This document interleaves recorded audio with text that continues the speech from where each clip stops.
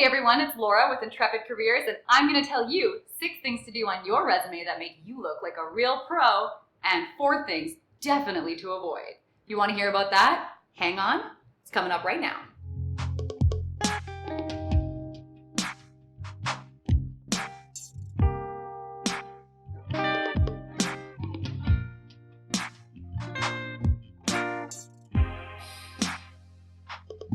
All right, so number 1, a customized LinkedIn URL at the top of your contact information on your resume. If you don't have one, get one. They're super easy to do. There are a million tutorials on how to do this on YouTube and other sites.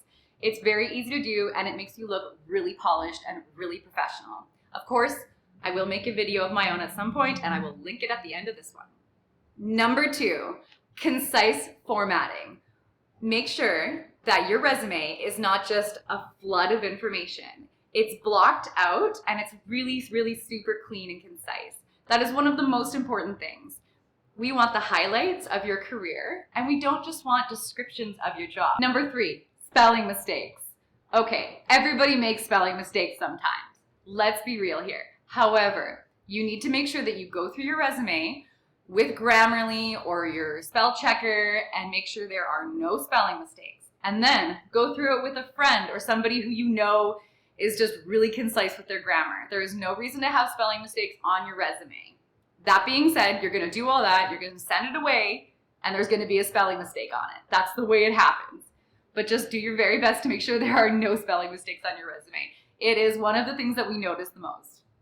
All right, so number 4, avoid having a picture in your resume. Maybe you have a wonderful smile. However, unless you are into modeling or acting, etc., it's not appropriate to have a picture on your resume.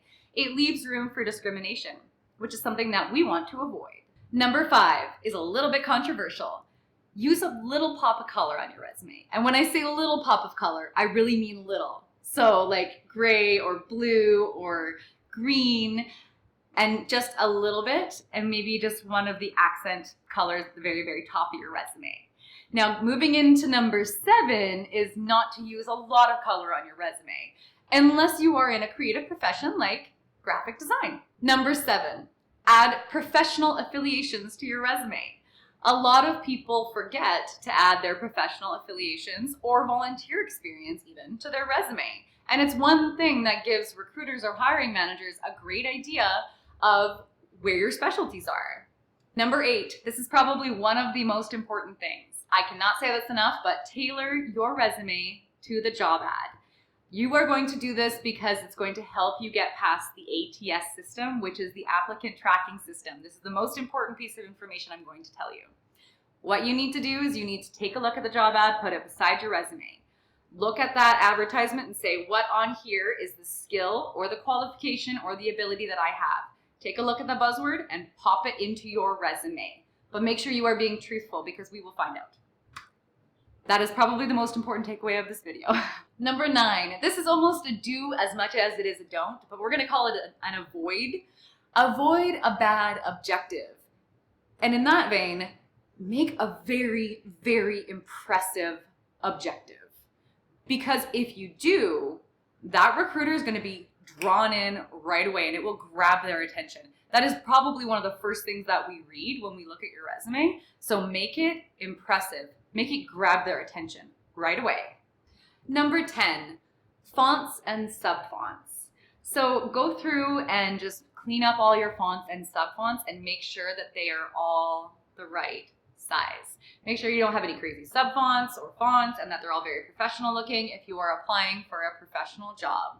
Clean up all of your margins and make sure that everything is in line. This is probably one of the things that I see the most in the resumes that come to me is that, you know, the fonts are all kinds of different sizes and the margins are all different spaces and that kind of stuff. And I know that this can be very stressful.